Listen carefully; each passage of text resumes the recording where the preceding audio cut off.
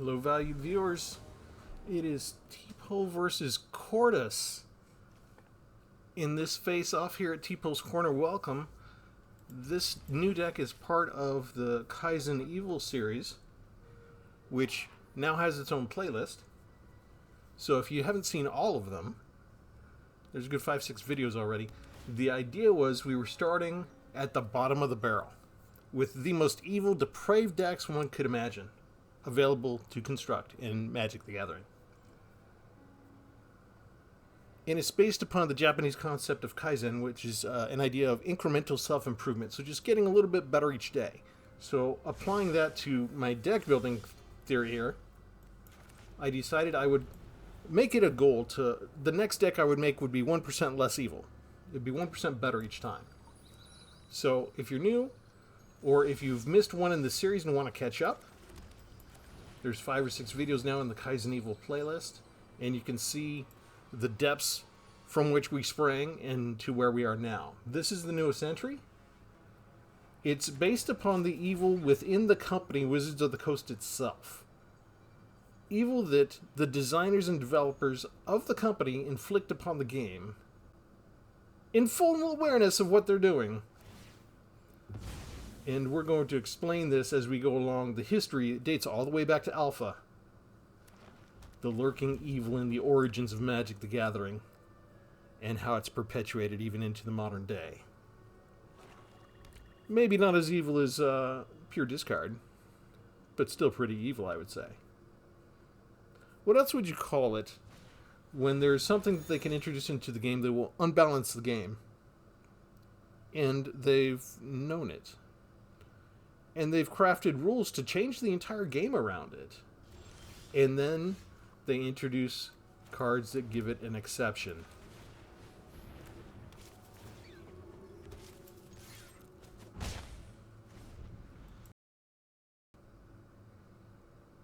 Yes, why the green, you wonder? We'll see. We'll see if it shows up in this first round.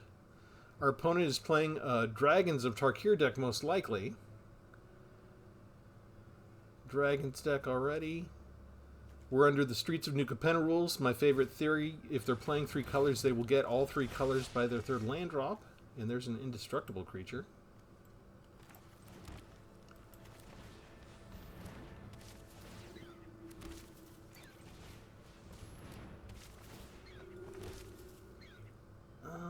I think we just go ahead and attack.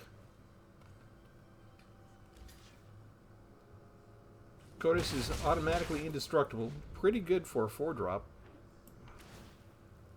I think we should just block that with our 1/1s and stop them from doing any damage. We can't let this do combat damage to us.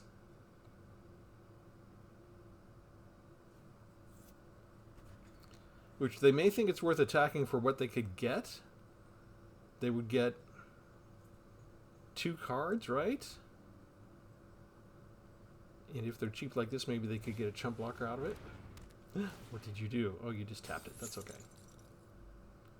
That's fine. That prevents me from losing it by running it into Cordus. That's a pretty good turn for them.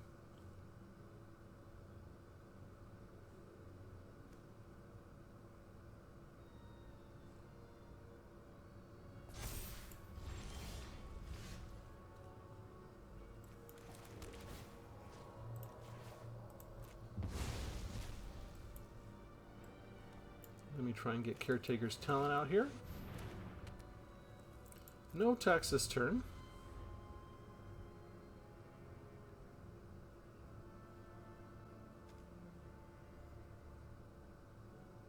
Can we scale up faster than they can compensate? That card I don't think...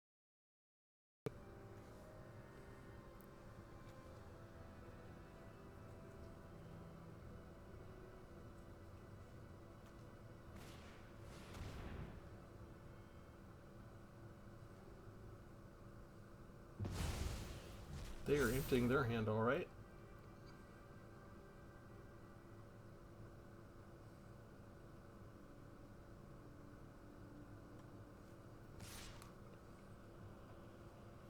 They think it's worth it. They've got 2 additional blockers now. Makes sense. Plus they could cast it without paying the cost, right? We can chump block with a 1/1.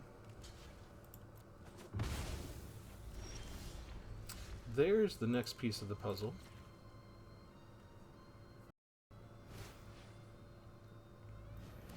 We don't necessarily want to show them that just yet. That's kind of cool.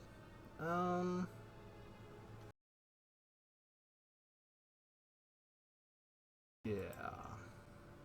None of these are enchantments, right? Okay, so let's get rid of their little heirloom over here. And pass the turn.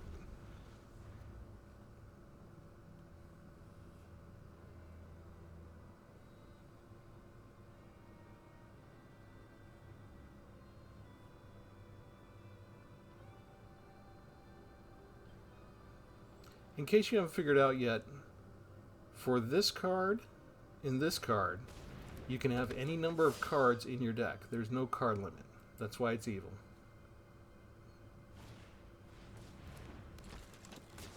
Look at that, they pretty much emptying their hand. Scaled up with a lot of cheap creatures, didn't they? Okay, here comes this.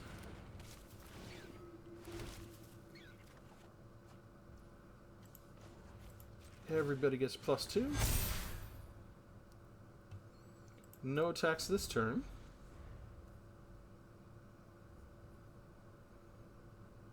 They can't quite beat me if I let them all through unblocked. They can attack with Ice Climber just fine. And mill me for 2 right now.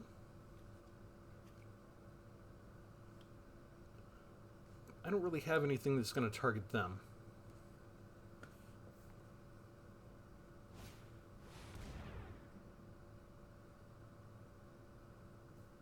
They're going to copy the Ice Climber. Okay.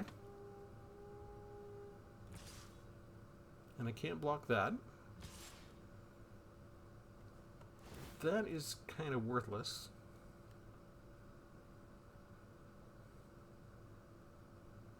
And they're tapping it too, so it can't block.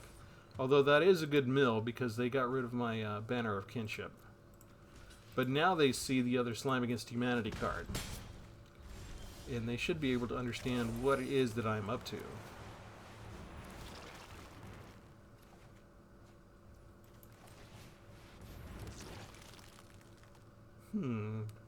One, two, three, four, 5. Yeah.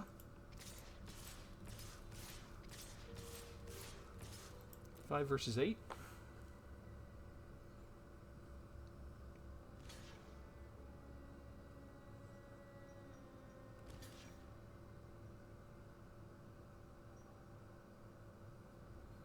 Still got lethal. They have to block 2 more creatures. They can they can't be blocked, but they can use it to block. There you go. Okay, 1 more to prevent lethal. They could chump block if they don't want to lose Surak. But I don't think Surak does them any good on the field, so they might as well trade it now, right? It's not going to help them next turn. Let them figure it out. Yeah, we'll kill the 1. And so, oh, they never put Surak up there. Okay, yeah, they needed to block 1 more time. Oh well.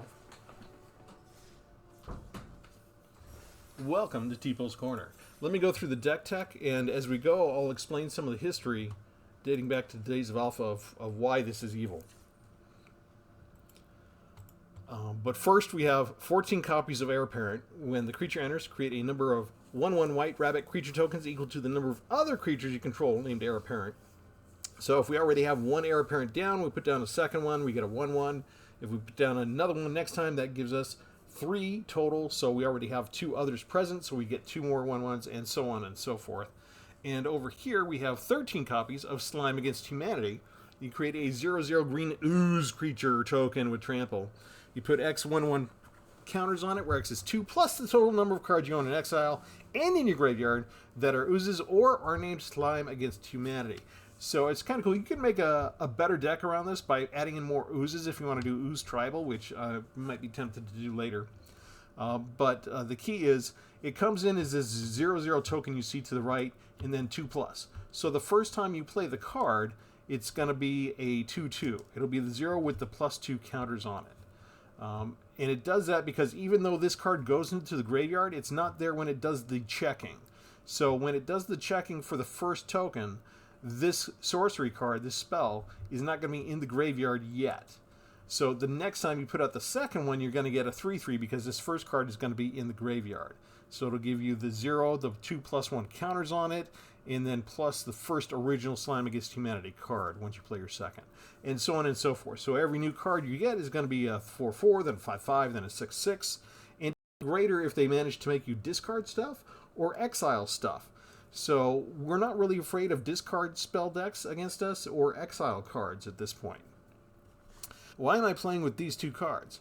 Well, because there's no limit on cards, how many copies you can have against them. One of them. I could have 27 Heir Apparents. I could have 27 Slime Against Humanities, and I would be bored out of my skull. I would want to kill myself by the end of the evening. I could play an entire Heir Apparent only deck, play more than 3 or 4 rounds with it before getting completely. I'm bored against playing against it. I put Stonebrain in a lot of my decks now and watch my opponent scoop when I exile 4 of their little rabbits with 1 Stonebrain. So it does have a weakness. So that's also another reason why I'm playing this is cards like Stonebrain and a couple of other black spells that you can use to exile the same named card throughout your entire library and graveyard. We've got 2 different things here. So if they get rid of one, we still have the other, which gives me a little bit of versatility. To help me out with it, I do have 1 Banner of Kinship. You want to cast this after you've got a lot of creatures out. You choose a creature type. The artifact enters with a fellowship counter on it for each creature you control the chosen type.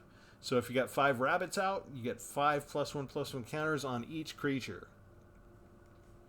Let's see, we've got 2 board wipes with Expel the Interlopers because our heirs are going to come out. The rabbits are going to be 1/1s and 2/2s for the most part. So if we're coming up against big stuff, 3, 4, 5 power creatures, we can just clear the field. We've got 1 Invasion of Zendikar just to get some lands out. We've got 4 Broken Wings to get rid of artifacts, enchantments, or creatures with flying, because the one thing Arena likes to do when they don't want me to win is they pit me up against an all-flying deck. They do this a lot when I play this deck. We've got 1 Innkeeper's Talent to add counters onto each creature you control. This would help my little rabbits scale up kind of nice. At level 2, the permanents you control with counters on them have Ward 1. And when you've got a bunch like 5 or 6 1/1 rabbits that have Ward 1, it gets a little bit tough for things like black to target them with removal or red to target them with removal. They, especially in the earlier rounds, they can't quite get all of them taken care of. For 4 mana, you can put it up to level 3. When you put a counter on a permanent or player, you put twice that many. So if we start out with a 1/1 and we put a counter on it, it gets 2 counters instead. So it'll go from a 1/1 to a 3/3 and so on and so forth. We've also got 2 copies of Caretaker's Talent. Whenever 1 or more tokens you control enter, draw a card. The ability only triggers once each turn, but sometimes I've gotten both of these out, and then you get 2 card draw, 1 for each of the class. You can put it on level 2 for only 1 white mana, and then you create a token that's a copy of a target token you control. You want to do this on the 1/1 rabbits. You don't want to do this on Slime Against Humanity if you can help it, because Slime Against Humanity is going to give you a token that is 0/0 and dies. Because the token that you create is not going to put the +1/+1 counters on it. Because all you're doing is create a token. You're creating a copy of the existing token that's already there, not a copy of the spell. So it will create a 0/0 and it will die. If you want that, just create the card draw, you can. I'm just warning you, it's there to use with the Heir Apparents, not Slime Against Humanity. Although I have used it on Slime Against Humanity cards just to get the card draw, so that is a tactic. For level 3, you pay 4 mana, creature tokens you control get +2/+2. All of these Slime Against Humanities are going to get the +2/+2 because they're all token creatures. Whenever you play any one of these Slime Against Humanity cards, it's going to set off Caretaker's Talent, Whenever you've already got one heir apparent out, you put a second one down, it's going to trigger Caretaker's Talent. So not a whole bunch of cards in here, right? 3, 4, 5, 6, 7, just eight different spells. That's less than usual because the normal limit is 4 copies of a card in Magic the Gathering. So you usually do chunks of 9.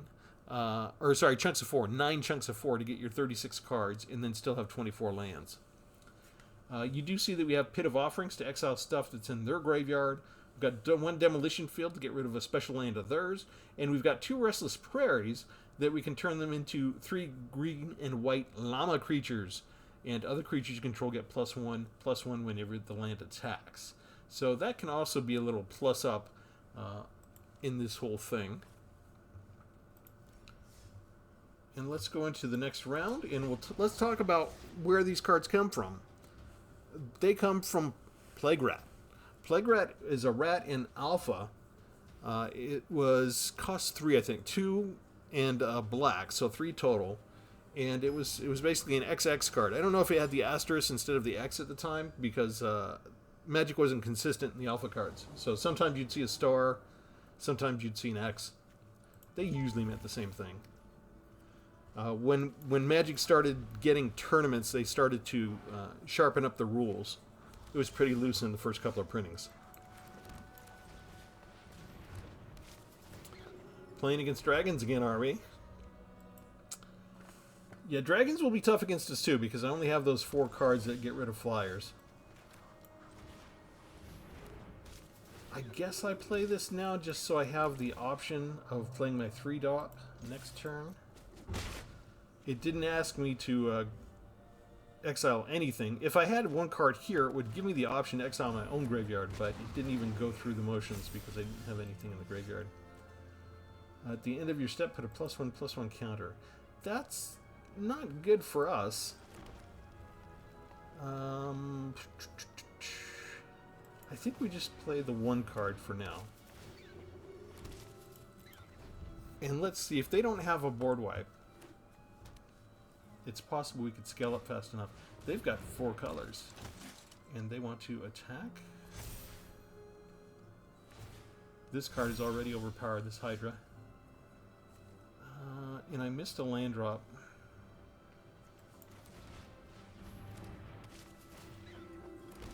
One more land would have been great, but if we can get it, maybe the Banner of Kinship will put us over the top.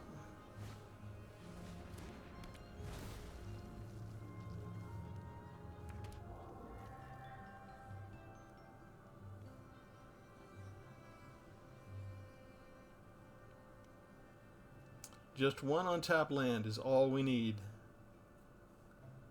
Our opponent did not miss a land drop. Look at that. Death up and haste.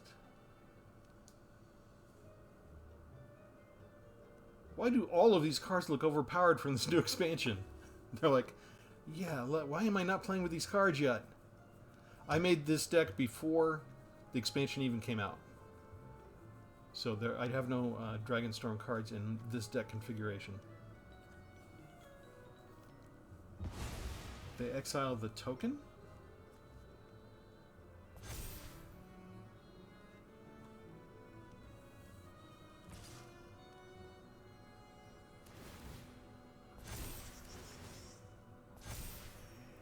That's some nice popping off they're doing.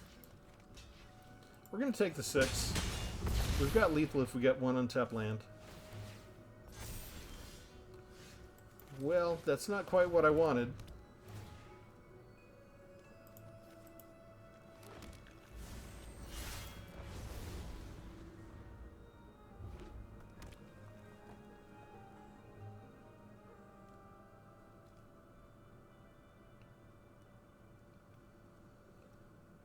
Okay, they've basically got a win here.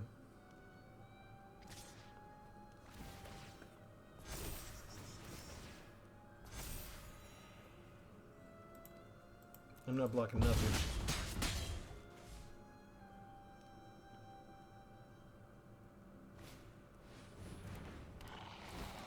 Okay, this should be it. Unless they have a way to destroy... No, they couldn't because this will still have the impact of things anyway when it comes in. Where's my rabbits?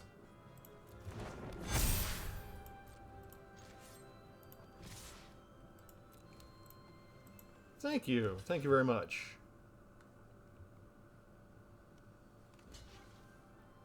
Mardu was meant to be an aggressive deck, so they did what they were supposed to. They attacked. They got haste creatures. They attacked as much as they could.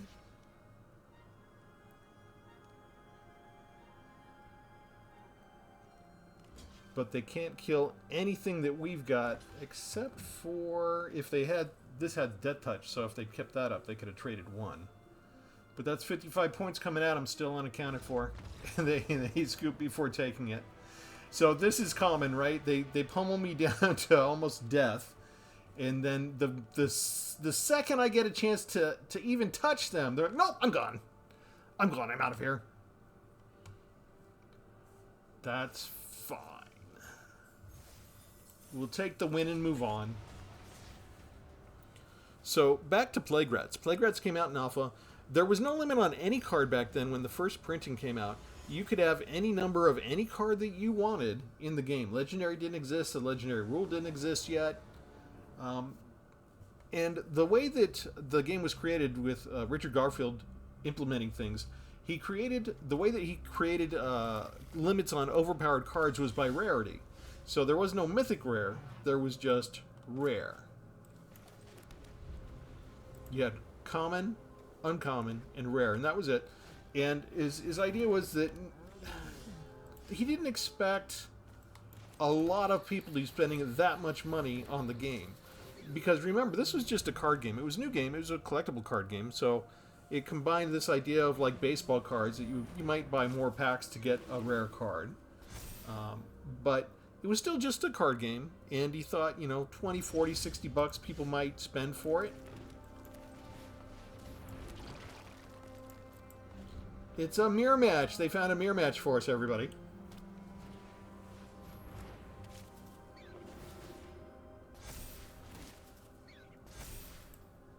Already got a flyer.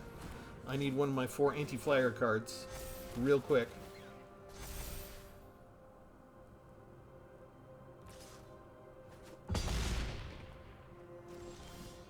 That is not it.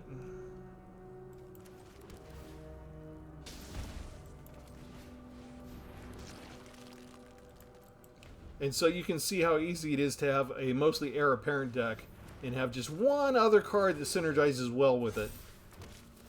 And I didn't have a whole lot of interaction on here. And how much you want to bet they have like 25 heir apparents in there or something. And we're dead already on turn 4. Nice. And this is why Arena's trying to tell me something, right? When I make a deck with cards in it, this is the other thing that Arena does a lot, is they'll find a mirror match and they'll be like, no, Travis, you're not playing the game right. This is what we meant to do when we said heir apparent and you could have any number of these cards in the deck. And this is the type of stuff we want you to do with the deck, not the jank that you're trying. This is the real way to make the deck. Okay, point noted. We're doing what we want anyway. So Richard Garfield was thinking, you're going to play with your friends. It's going to be a relatively small circle. Somebody might have a Time Walk or a Time Spiral, but what are the odds they're going to have 2 or 3 or 4 or 5 copies? But he completely underestimated how attractive the game was, how good the design of the game was. And it turns out, hey, yeah, guess what? People would spend a lot of money for packs. They would go back to the store and they would keep buying to add to their collection. And this was kind of the genius of a collectible card game and having different rarities and having more than just getting the entire game in a box, And so it was kind of cool, but it did give them a problem. Their success of the game gave them a problem because they had people that were spending money on the game, and it sort of became pay to win because people would buy more and more packs, and suddenly all of these rare cards, they're showing up in one deck. People are accumulating these type of things. And they realize that, you know what? If you have enough money, you actually can go ahead and get an advantage. And maybe there's something we need to do to fix this. And there was actually one of the players was trading in the early playtesting with his college friends. He was running around making trades for more and more plague rats, and because the plague rats get one additional power for each plague rat that goes on the field, they could scale up pretty quickly. And I missed a land drop. And so people would stop trading with the guy because they're like, no, he's getting all the plague rats. He's getting all of them. You can't go up against a deck like that.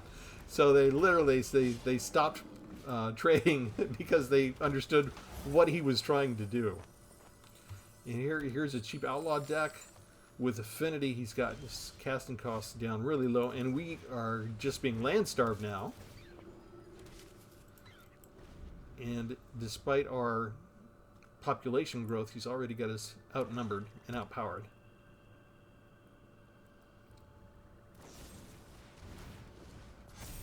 And it would be helpful if we could get one more untapped land going. These were the things that we would have needed last turn, or last game. Thank you very much, Arena, for nothing. And this is all haste now, right? Haste with trample.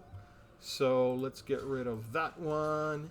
And let's get rid of this one, and let's get rid of this one, and let's get rid of this one, and we use up all of our creatures, and we still got a big 5/4. And 5 lands. Why is that an exile like that? What did I miss? Creature. Does he have an ability to play that from exile? Well, I only have 3 lands still. I've only gotten 1 land the entire match, so this is where I'm at. Thank you, Arena. That's fair. Completely fair. You already beat me with a flyer deck, basically. And now let's land starve. How did they get to do that? I thought he... Oh, he used the other one there. Okay, and then he exiled the top card of his library there, and that was the exiled card. It was he had used the one earlier. I thought that was the same one. Now we get those. Okay.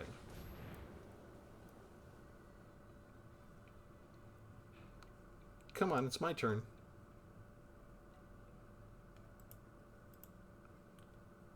You know, they're pretty fast when it's their turn.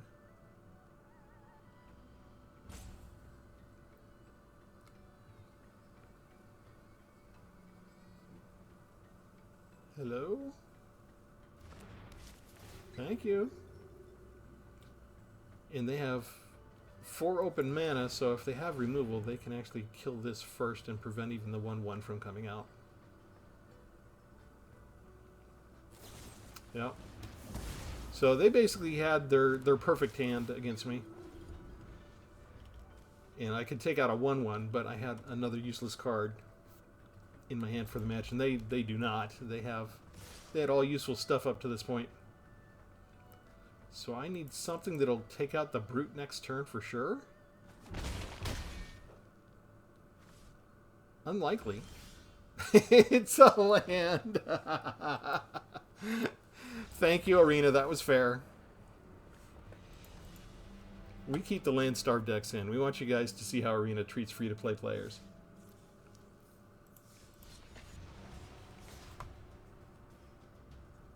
So the change that they made to the game, and pretty quickly, is they created limits. They had a limit of 4 cards. You could only have 4 copies of any one card in the deck. And they created the restricted, especially when the legendary stuff came out. And I forget the exact timeline of things, but by the time we had legendary, they eventually changed legendary to legendary creature. They changed legendary to like a super type, and you could have legendary creatures, legendary enchantments, stuff like that. And they changed the rules on legendary creatures for a while. It settled down into what we currently have for modern times. In the old days, you could only have 1 copy of a legendary creature in your entire deck. And they changed it to, okay, you can have 4 copies, but you can only have 1 out on the battlefield at the same time. And if you got a mirror box, that broke that rule, and that was a really fun game environment. I love mirror box. It breaks the legendary rule. What do we want to do against that? Do we attack in? Yes, we do, actually. We want that to become an enchantment now because we can get rid of it in a minute. I think that's in my best interest to get rid of that quickly. Because that gives them a card draw, right? 2 or less. Oh, gross. They got the card draw already. Do not miss a land drop. Let's get rid of this first. And then we'll bring down Pit of Offerings. We will exile it so they can't bring it back in any way. And then we're going to ignore what they're going to do with this because they're just going to attack with that. And we're just going to swing in. And hopefully we can swing in for lethal next turn. No board wipe. Excellent.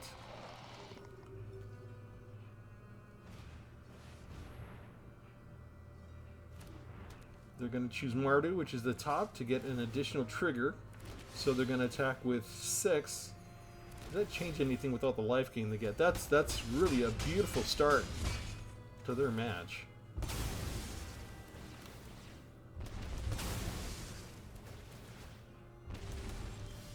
Really beautiful. Give me rabbits.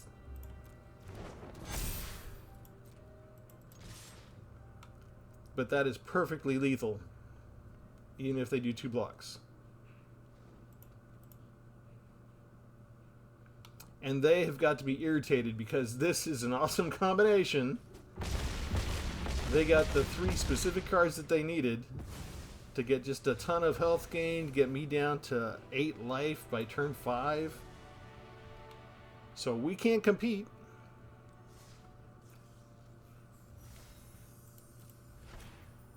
Two-headed hunter.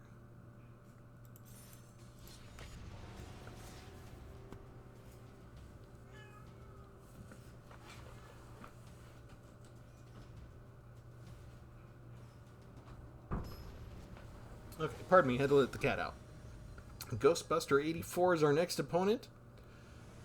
And so there was an issue because they created all these limits. They created limited cards, they created restricted lists, they created a ban list for tournaments for cards that were too powerful. But Plague Rats still existed, and Plague Rats still broke the rule. Plague Rats still let you have any number of those cards in the deck. And they were the inspiration for Slivers. And Slivers have the ability that if one of them has first strike, then all of them have first strike. Come on. I think we need to go get another white source. Would be best. And we'll attack for -3. Take that, heathen scumbucket. But the whole point about the rule of saying, okay, we can only have 4 copies of a card. That's pretty good. That's a good turn. Let's them ramp. Let's get rid of the Dragonstorm Globe now. And then we'll do Pit of Offerings and get rid of it so they can't possibly bring it back. And then we just hit in to get them under 20. And hopefully... see, Streets of New Capenna rules. They're playing 4 colors. On their 4th turn, they got all 4 colors already. Let's see if we have time to build up our board. Create a copy there, get 1 card draw. We're not going to exile anything, that's fine.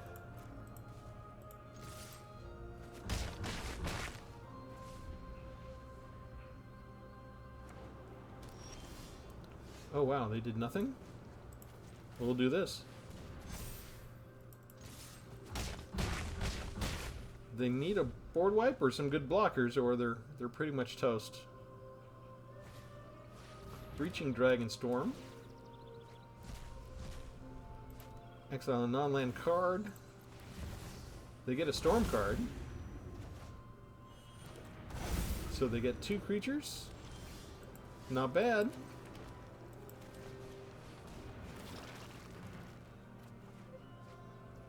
Oh, that's lovely. We're going to do it this way. And we're not going to attack anybody. Hopefully they can't give me 20 damage in 1 turn. These can both attack for 10. If they have another storm card like that, I am in trouble.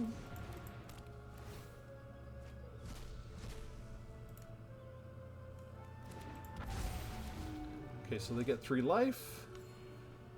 Okay, do they feel comfortable attacking? They do not. Okay. This is just kind of lovely. Choose 5. They lose everybody. We swing in. Good game. Who needs animal kinship?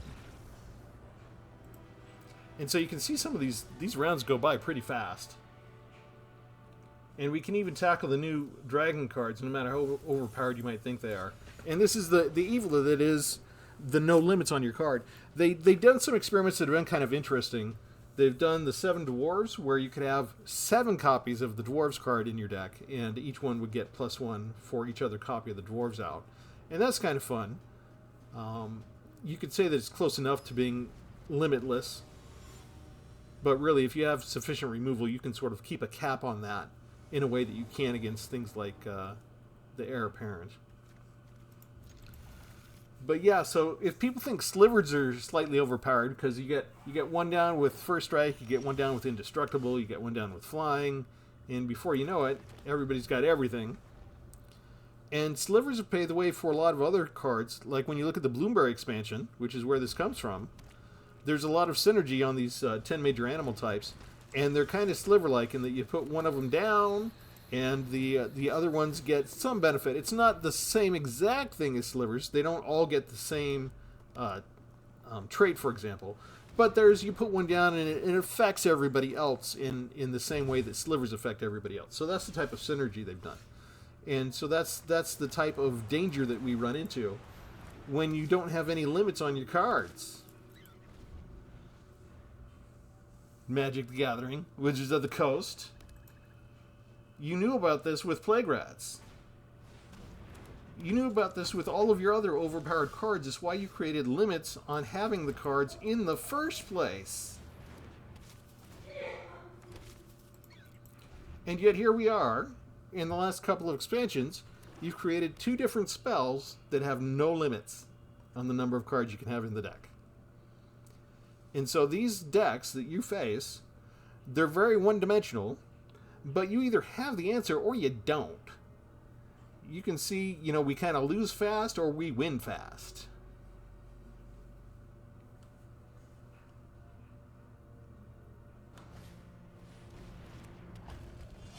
And that doesn't have haste, so the story's going to be a little bit different this time around. You know what? I think my 1/1 has greater value if I can keep it. I'm not going to do anything there. We are going to get rid of everything 3 and higher.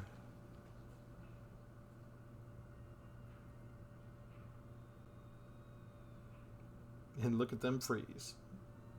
What can you do?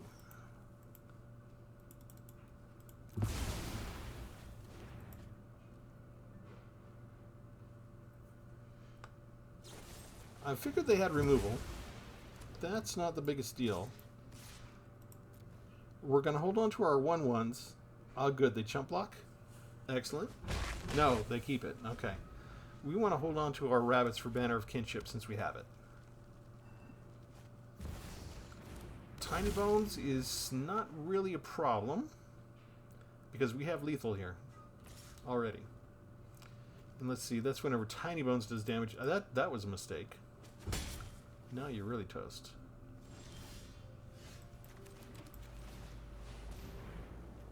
And this would work if you did this on oozes too. I'm not sure if we'll get the advantage.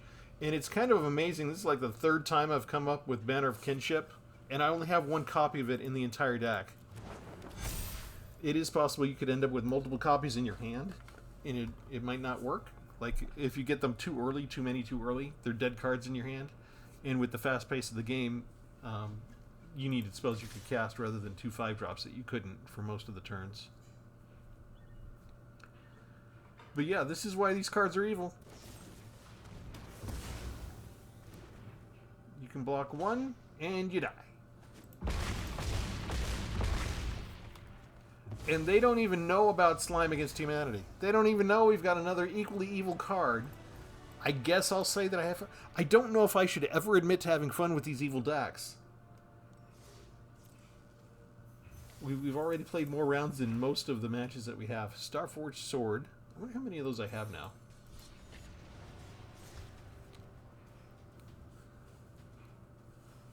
And here's kind of my issue with the entire Kaizen Evil playlist is when I create a deck and I like it and I keep it for a while, I basically cycle out through my full 100 playlist of decks. So I've got to delete the older ones when I make the new ones.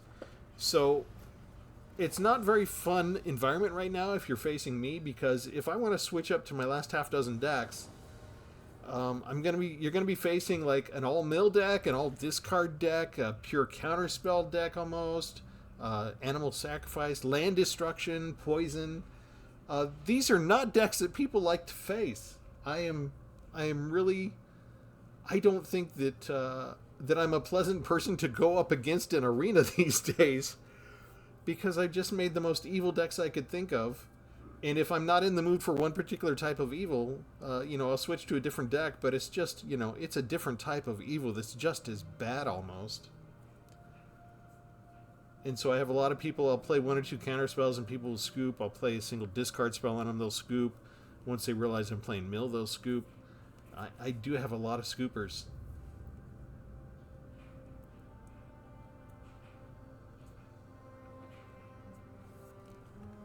So what can be done with this? A deck can have any number of cards. A deck can have any number of cards. They knew about this problem.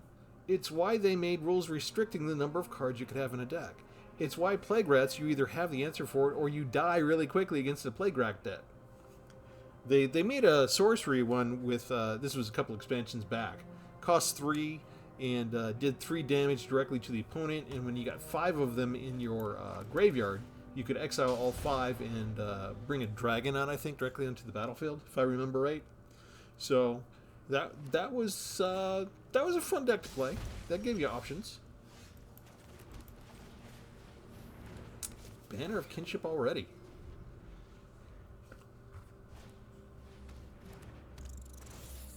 Oh, that's not bad for us if they hit Slime Against Humanity cards. Bingo. And do you think that they realize what they're up against when there's an heir apparent next to a Slime of Humanity token? I don't even care if they block it. They're going to kill it. We don't care anymore because I want to do Slime Against Humanity with Banner of Kinship because we haven't done it yet. So kill the heir apparent. We might lose some of these to removal. The black tends to have a lot of removal. Oh, mill more slime? No? Oh, those are 2 good cards.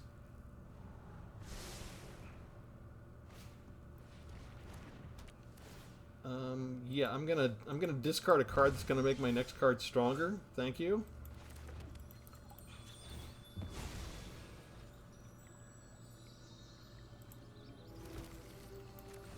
We don't use Broken Wings against that. They'll just get to scry off of it.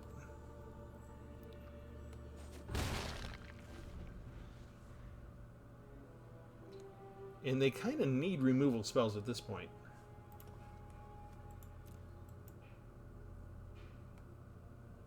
Gnawing Vermin is not a good enough... You can... Yeah, come on through. What do I care? What does anybody care about that? If I get a land, I don't think I play Banner of Kinship. Do I? I guess I kind of have to. There isn't anything else left for me to do.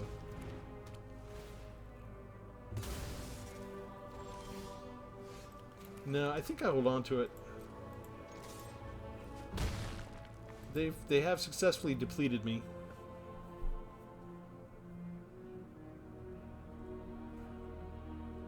Banner needs multiple creatures.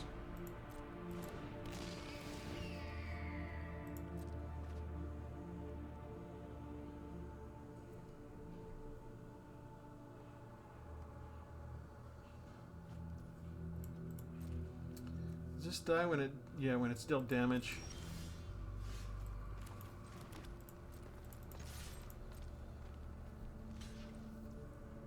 That's expected. So get 2 points in, down to 12.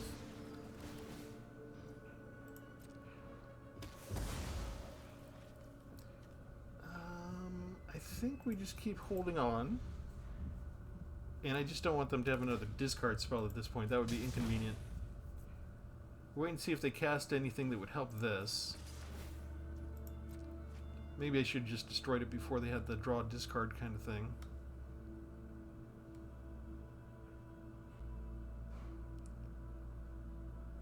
They just get rid of a land. They do have something. I think we just kill this now.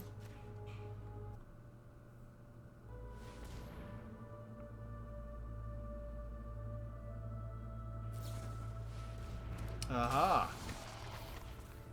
Perfect for them. We do get a card draw.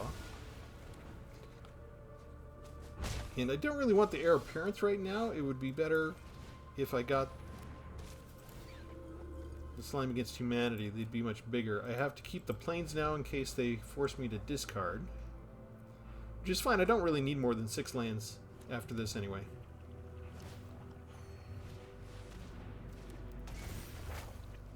No creatures, no planeswalkers.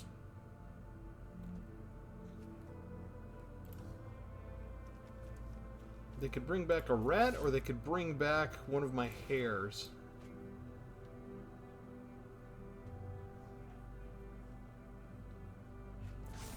And that's good to get rid of all the lands they don't need. Aha! They're tapped out there. Yeah, go ahead and swing in and block my hare. I don't care anymore. I got a 6/6.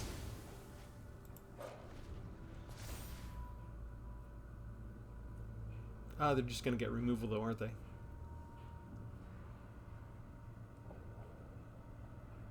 They probably consider 3 life a fair trade to just kill the token.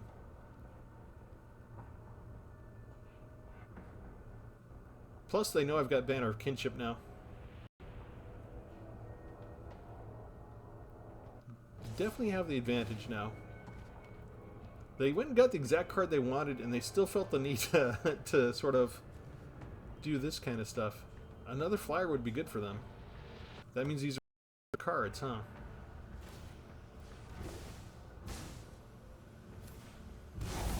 I've always got a new... Ooh. Did I scare you? Nice. Make a break, will ya?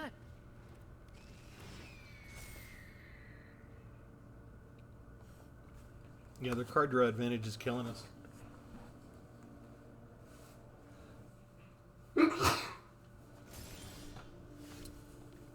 Ugh. I guess we just thin out the deck. That's really bad timing for us. When they get a planeswalker and we get a land, you know you're in trouble.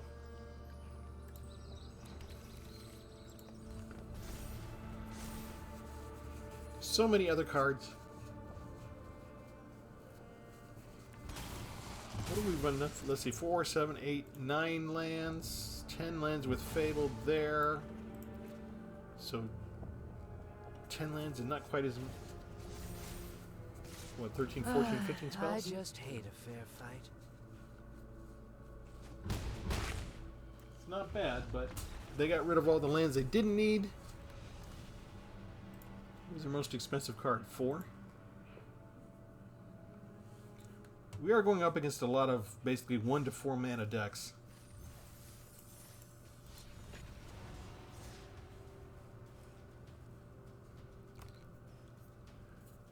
They got just enough removal to keep us off.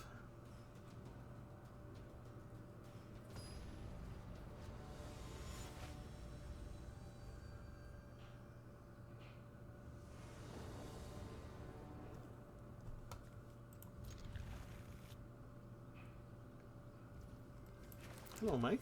How'd you get the name Mike?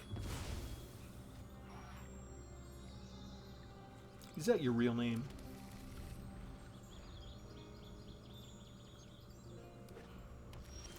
This is an okay first hand. Let's go ahead and just see if it's a mirror match.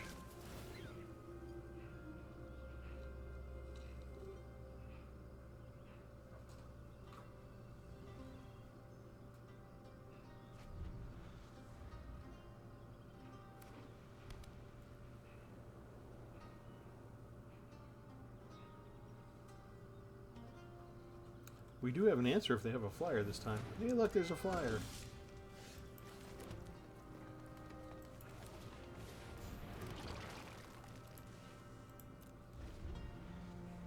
I want to reveal the theme of our deck to them right away.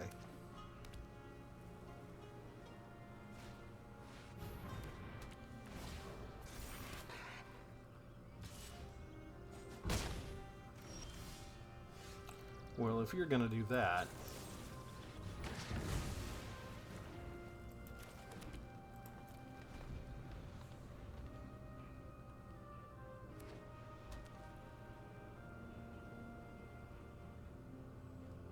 Some of these decks actually have a board wipe, so they try and overpower you with your army, and if things go their way, they don't mind board wiping and just starting over from scratch.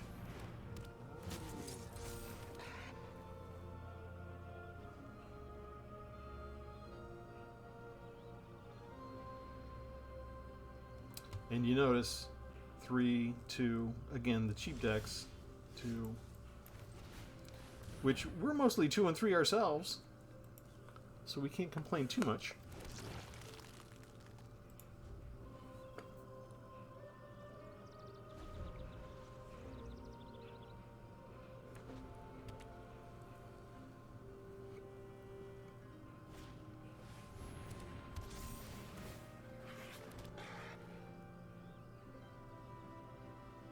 I don't have much else in the way of interaction other than to get rid of the flyers, so Arabo there can possibly outscale me the entire day long. I basically need to try and keep pace once each turn until I get animal kinship. And these guys aren't going to attack through this unless they have a combat trick.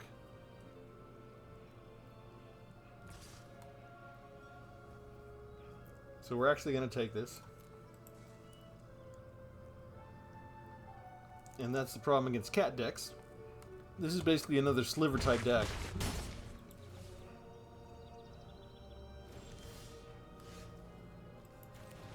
We'll make some 1/1s and do some chump blocking.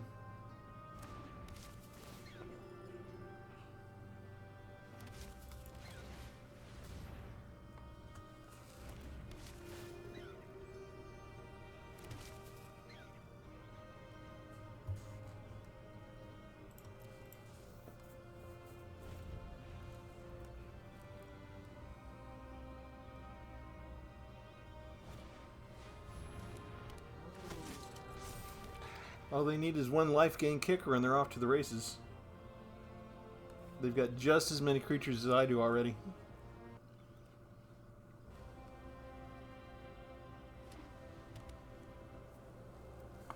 And more land.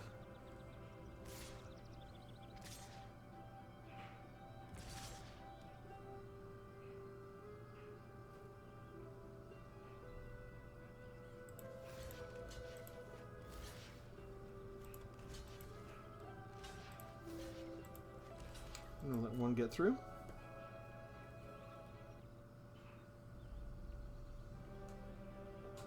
If they want to use the combat tactic to get rid of an extra 2/2 out of this, I'll consider that a fair trade. There you go. They save it. They save their pride mate. Do they have another one of these?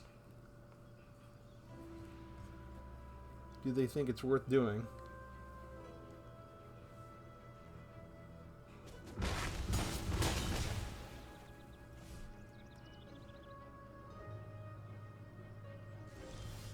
I think actually they've got me. I didn't get enough land to cast 2 spells.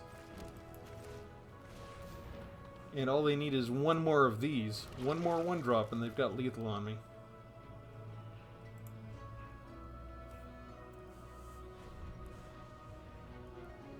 Or one more life gain. Oh look, there's their life gain. They can really afford to wait me out now. It's like I need my board wipe now.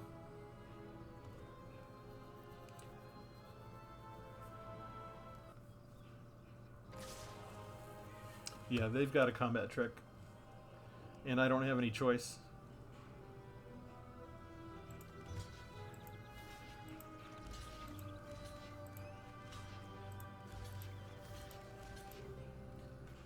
Gotta block everywhere and see what they want to do. That's already 6 points anyway. They could have just gone for lethal and attacked with the cat. Then I wouldn't even been able to double block. But this alone would have let him survive. And I think I'm pretty much dead next turn anyway. If 3 there. That. Do you have something better than that? Because that didn't really do anything. Okay, so they get to cast their entire hand. Very well synergized. Down to 2. Do I get my board wipe? Because that's the only way that I survive one more turn.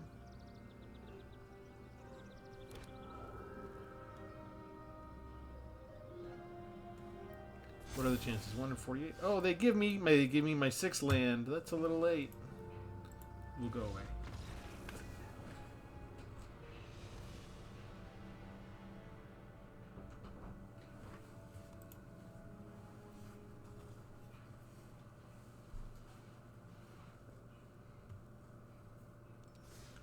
We actually do need a little bit of synergy in the sense that, you know, I need a number of slimes together or a number of hares together, or just, you know, one of the enchantment classes to come out. The kinship artifact is almost a one-turn win in the right circumstances. There we go. That's what we kind of need. We need a little bit of the same kind of cards at the beginning.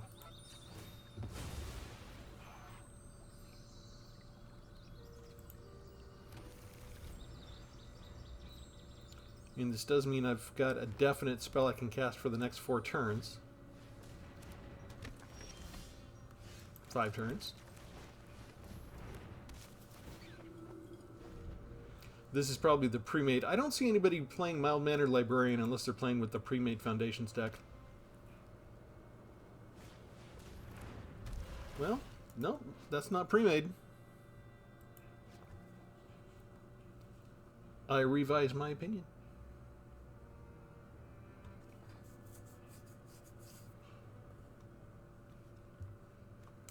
I don't like this card because it should have been a double-faced card. But with Foundations, they had a cost limit, I think. And so they made the 1 art and 1 side card to save on money, is my suspicion. And we missed a land drop. They got Streets of New Capenna rules 3 colors. They're playing 3 colors. They got all 3 colors on their 3rd turn. The arena equation is very nice to people that are going to play 3 colors because they want to encourage you to play with the new expansion.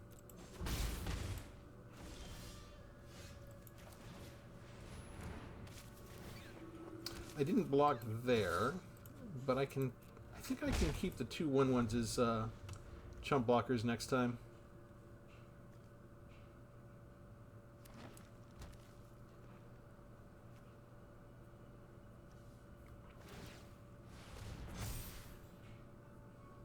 Opponent does not miss a land drop. Yeah, coming through.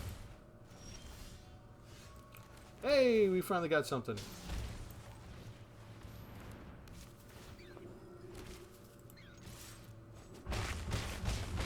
We're just like boxers trading punches. You hit me, I'll hit you. See how you like that. And if they do a board wipe, I've got another army waiting in the wings. 4 colors. Watch out.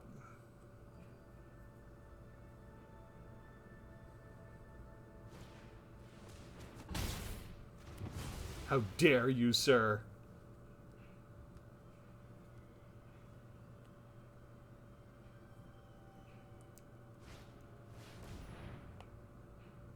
And they ramp. They've been used to me not blocking. Here's where we block.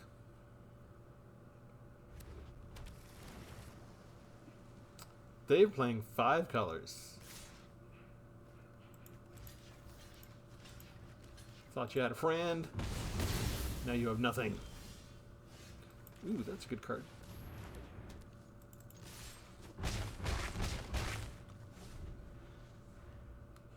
They have 7, 8 lands to my 3.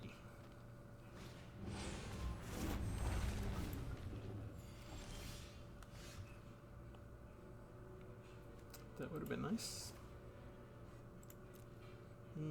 let's do this. We'll get the token, we'll get the card draw. See if the card draw is a land. It is, but it comes in tapped. Well, let's go ahead and get rid of some stuff.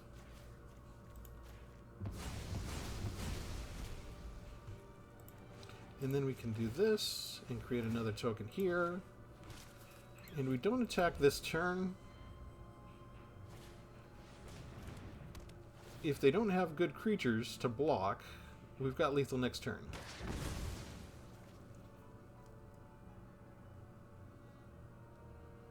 Because we can just pump this up for the tokens. Did not miss a land drop.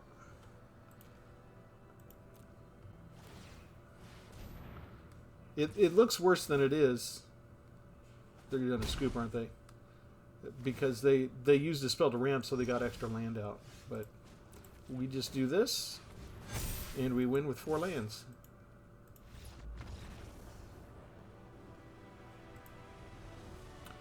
And so we're beating the dragon decks, even if we're going up against a lot of flyers.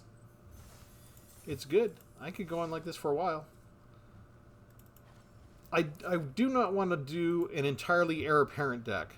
I might do some at some point, just to showcase some of the other synergies that you can do by adding in the other cards to benefit with them. But the Banner of Kinship is a very common win condition with that already. It was kind of cool. I like to use the Slime Against Humanity with the Banner of Kinship too. The Expel the Interlopers is one of my favorite board wipes to use anyway. But it really makes sense when you start off with this low power base with the rabbits. And maybe you have to be careful if you're running long and you're getting higher and higher Slime Against Humanity tokens. The only thing that we didn't really get to showcase that much was the Innkeeper's Talent. And that's a different type of scaling with adding counters on. But it's worth having in there. It shows up every now and then and really helps push things over the edge. And then the only other thing I didn't show was adding the +1s to all the creatures when we attack with adding in Restless Prairie with a bunch of the rabbits or slime oozes. So yeah, this is it. We have Karlov Manor, and we have Foundations. This is going to be around for at least 5 years, possibly longer. So they took something that they recognized was a problem in Alpha. They created restrictions on cards because of it, but they left Plague Rat the way it is. They created other cards along the way that do similar things. We got slivers from it. We got all of the synergistic animal tribes from Bloombarrow from it. And we have these 2 cards from it that are going to be in the mix for quite a while. And you either have an answer for them or you don't. So I typically tend to run in half the decks I make. I put in like 1 Stonebrain. And then black, of course, has a number of removal options against it to search through the deck and get rid of those multiple copies of the same card. That kind of thing. So that's advisable because I'm running up against a lot of heir apparent decks these days, depending on what I run. There are certain decks you can run where it kind of opens up another door and they won't put you against heir apparent. So keep in mind if you want to, maybe pack 1 or 2 Stonebrains in your deck and you won't face these because Arena will know that you can handle them. But I still run up against them pretty much every day. I think we ran into, 2 of them already just in this one stretch. But you notice we have 62 cards, so I did 24 lands still. And because these are so cheap, I mean, my average is still under 3, even by packing in the extra 2. So those were basically, the extra cards were basically just 2 more extra heir apparents. And that was it. And so with that, let me know what you think of the deck. Let me know what you think of Wizards of the Coast with their designers understanding the dangers inherent with putting in spells that don't put limits on the number of cards that you can have of the same type. And what's your opinion about them continuing to do this, even though they know that it unbalances the game? Even though they changed a lot of their early rules and implemented these limitations on all the rest of the cards, because if you introduce an unbalanced card and you have too many copies of it, it can disturb things. Even Richard Garfield ended up realizing that, hey, we have to do something because people are actually putting together decks of all these rare cards, and they're actually putting, 5, 6, 7 of the same rare card in their deck. And, when you have like 7 Time Walks, what are you going to do against somebody like that? So something had to be done because it was because the game was too successful. People bought more copies of the same thing than he expected to be in the local play environment, and it changed the relative power level of everything. So they had to put a limit on something somehow. And the designers know this. They absolutely know this. The head designer, Mark Rosewater, definitely knows this, because I bet you he had a hand in designing this card, because he loves oozes. And so he knows about it. Everybody knows about it. And they're doing it anyway. And they did it like almost twice in a row. Karlov Manor and then followed by Foundations. And now the new expansion has like storm capabilities. So there's something to explore there. That might be a future deck. I think this is evil on their part. What do you think? Anyway, as always, we ask you to like and subscribe. Leave a comment. This will be part of the Kaizen Evil playlist. If you missed any part of the playlist, go back, just choose the Kaizen playlist, and all sorts of evil decks in there, and you can pick your own poison. And if you do, let me know if you're running any of them. Thanks, everybody. Have a good one.